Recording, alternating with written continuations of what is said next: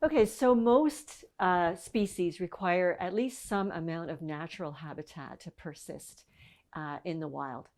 And so our research and also other people's research has shown that the loss of natural habitat is probably the most important cause of the current biodiversity decline, the current biodiversity crisis. So there's the loss of natural habitat, and then there's this concept of the fragmentation of habitat. And starting about 40 years ago, there was this idea that in addition to the loss of habitat, the fragmentation of habitat is also a problem for biodiversity. So if you can imagine, say you want to protect some habitat, let's say you're a government or a conservation organization and you want to protect, say, a total of 1,000 hectares of forest. You could protect that 1,000 hectares of forest in one big block of 1,000 hectares or in, say, 10 smaller blocks of 100 hectares each. And it was assumed starting about 40 years ago that it would be better for biodiversity if we were to protect the one big block of 1,000 hectares. And so what my research has shown over the past 30 years is that, in fact, that assumption probably isn't correct, that it's at least as valuable to biodiversity if we are to protect 10 100-hectare blocks of forest as if we were to protect 1,000 hectare block of forest. So the effects of fragmentation, in addition to or separate from the effects of habitat loss, are actually not negative the way people have assumed.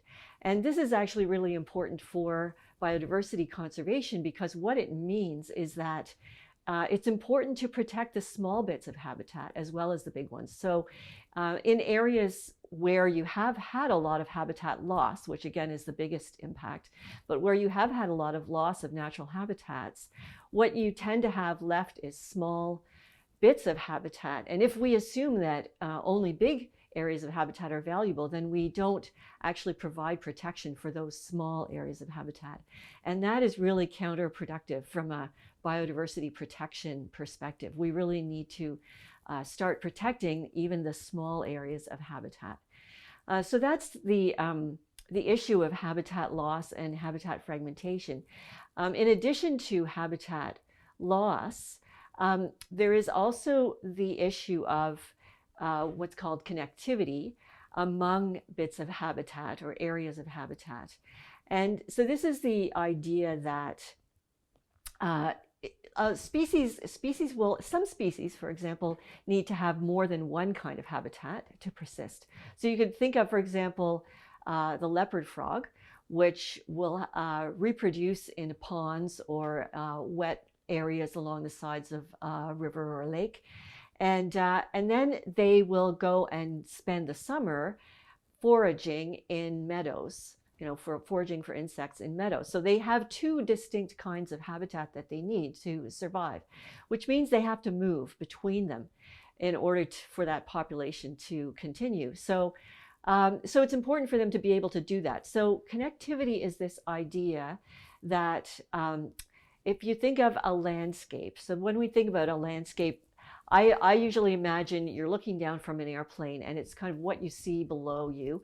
What does that look like? And so you can imagine that you could have a landscape with two kinds of habitat in it where it would be easy for the leopard frog to get between them, and another setup where it would be difficult.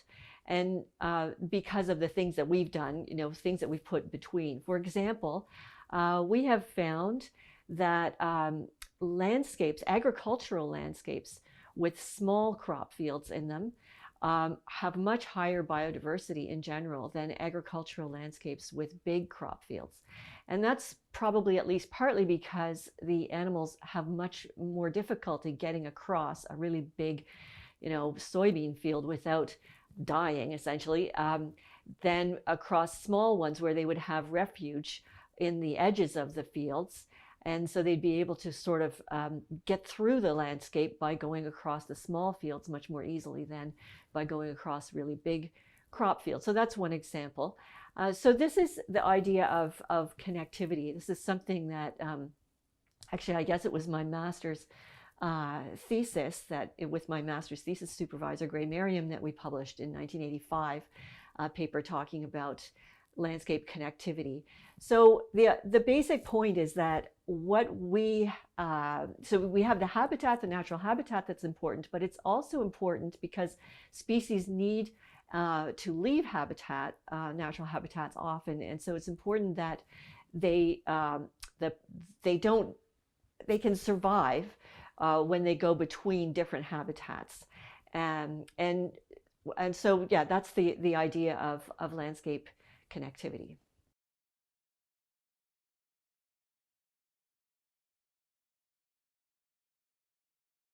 So this is actually connected directly to what I was just talking about, the connectivity issue.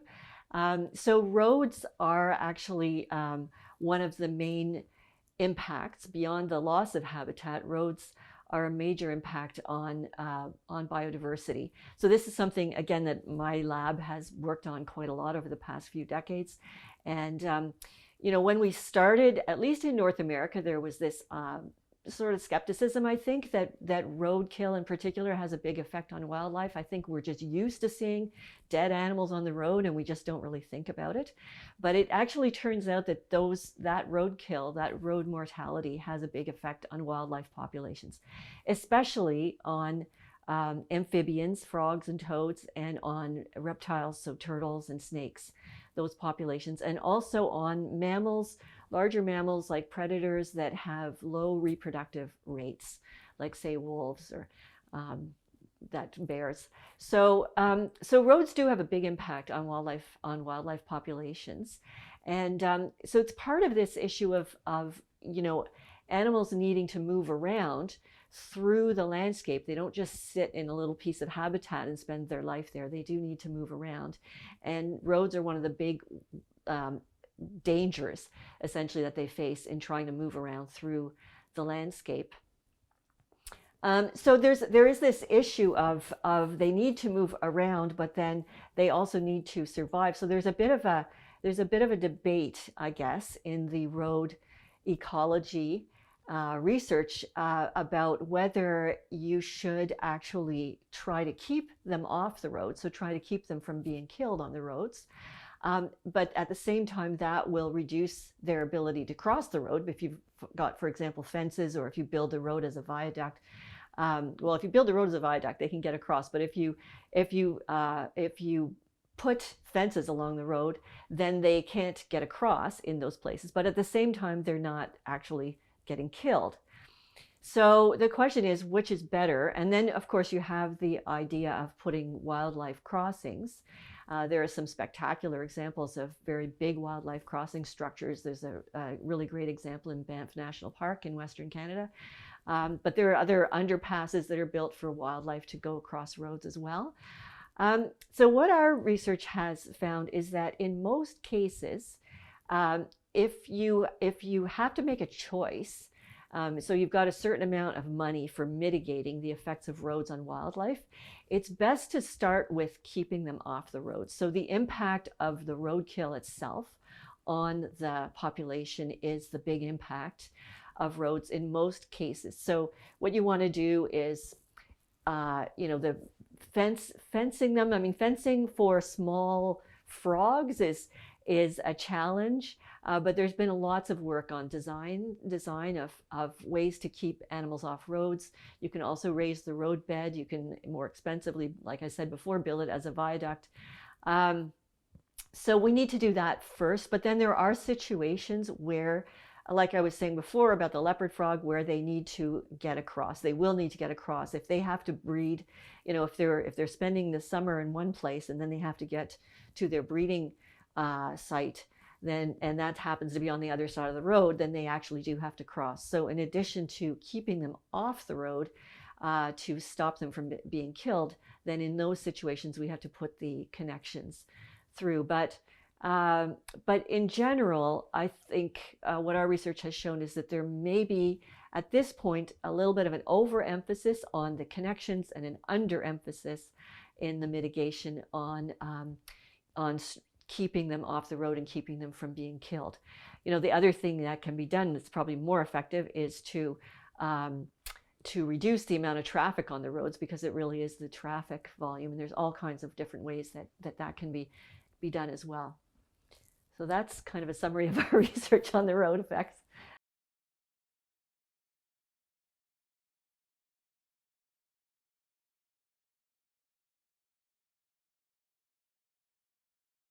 Okay, well, first of all, why is biodiversity important? I do not take a utilitarian view of this. I think it's less a question of science and more a question of sort of ethics, right and wrong. And you know, we are sharing this planet with other species, and I think we need to respect that fact and respect that, you know, they have a right to be there. And so, you know, it's like each species is to me more than, you know, the most valuable work of art, for example, or archaeology that could be lost. And so losing individual species is just, I feel, is just criminal. You know, losing them and reducing them greatly in numbers.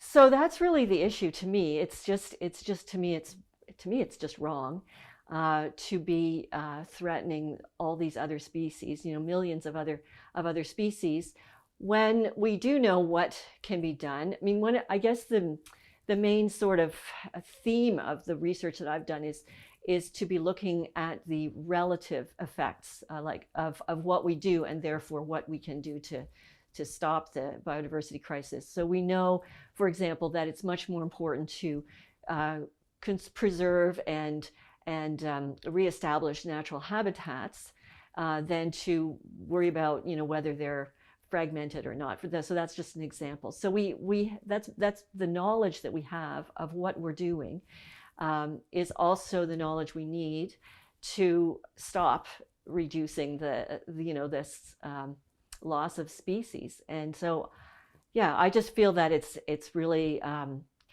it's unjustifiable to be endangering a species for short-term economic gain or short-term, you know, human whatever it is that we want. You know, this species, it's completely irreplaceable, and like I said, is more valuable than, you know, the greatest masterpiece of art. So yeah, we know how to reduce our impacts, and how we can actually bring ourselves to do that, I think, is a matter of consciousness of our relationship with nature, and of the value of nature, the value of other species, and that we need to think about that, and respect our place in the world, and the place of all the other species, and not have the arrogance that, you know, it's up to us whether they survive or not.